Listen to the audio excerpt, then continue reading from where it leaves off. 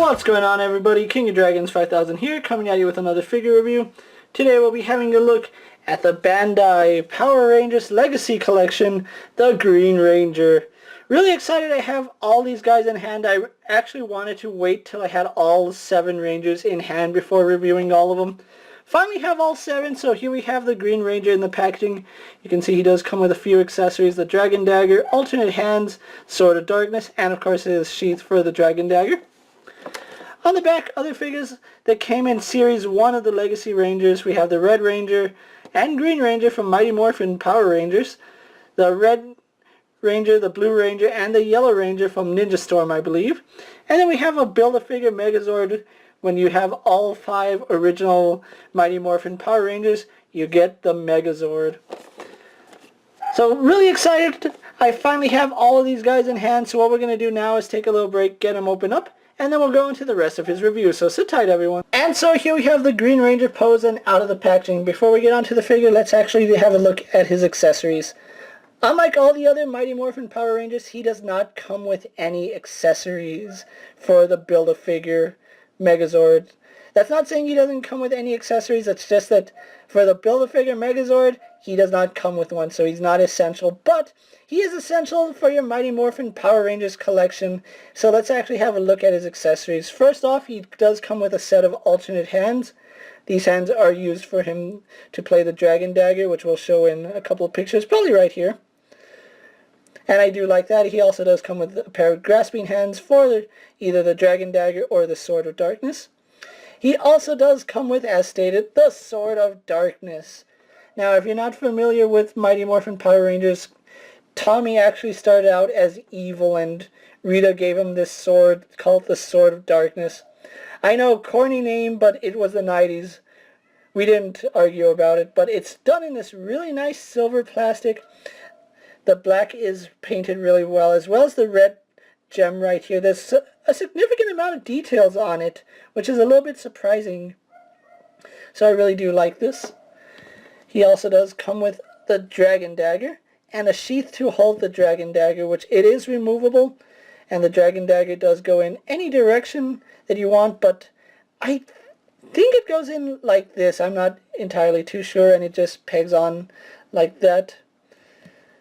So really awesome accessory. And let's actually have a look at the details, because the Dragon Dagger has quite a bit of details. The only paint that it is lacking is some gold paint right here on the handle, but other than that, it's almost perfect.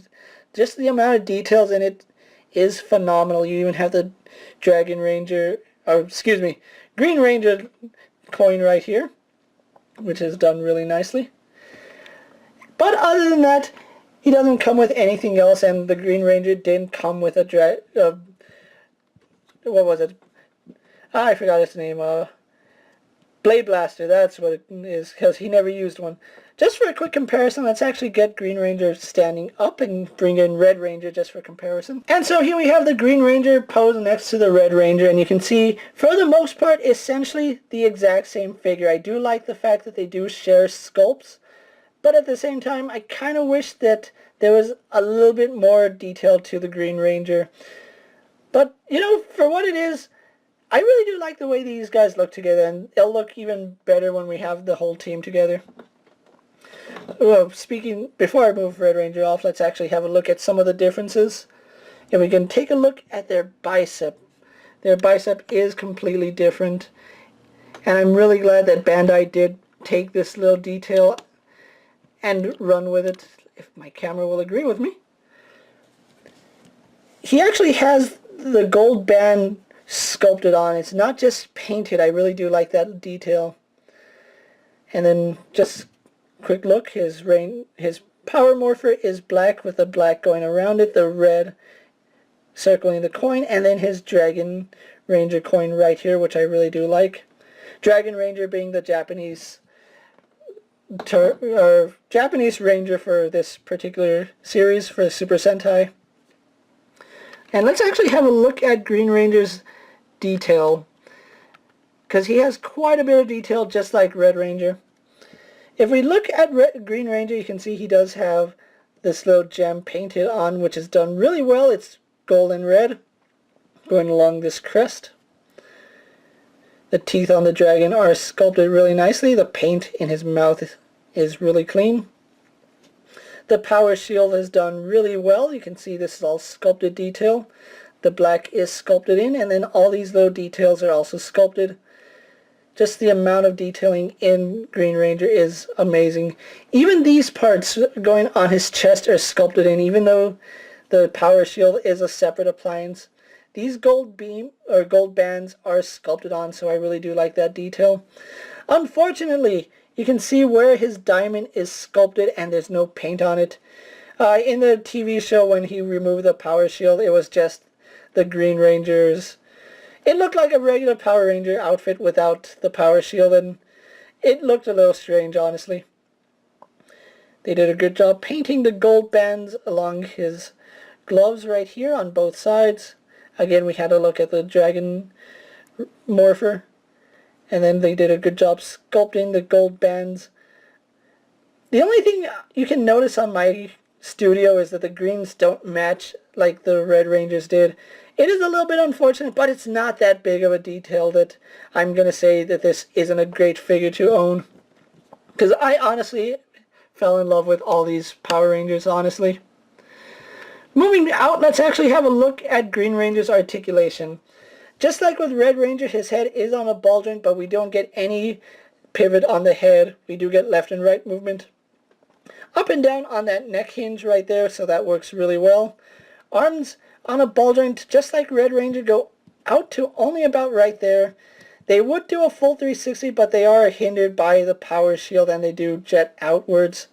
A little bit unfortunate, but it is how the design of it works. He has a bicep swivel. Double jointed in the elbow. Doesn't seem to get as good range as Red Ranger. Let's see this arm. No, I think the way they sculpted this, it does impede articulation just a tiny bit. Not too much though. He does swivel at the glove.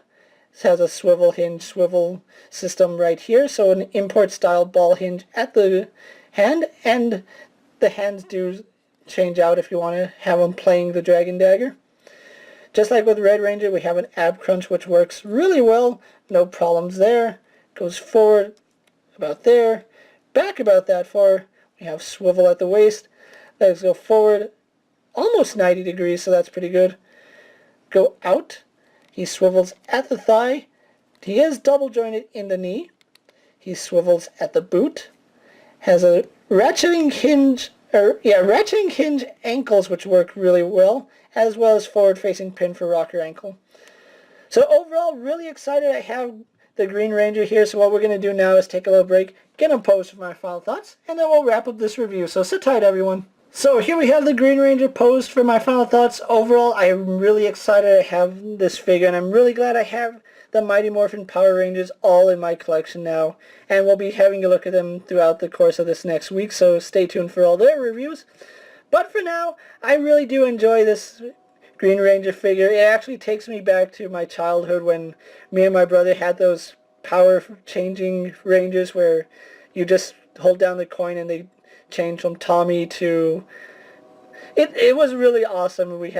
I had those. But anyway, really glad I have the Green Ranger in hand, and I was fortunate enough to find him in stores. I did buy him.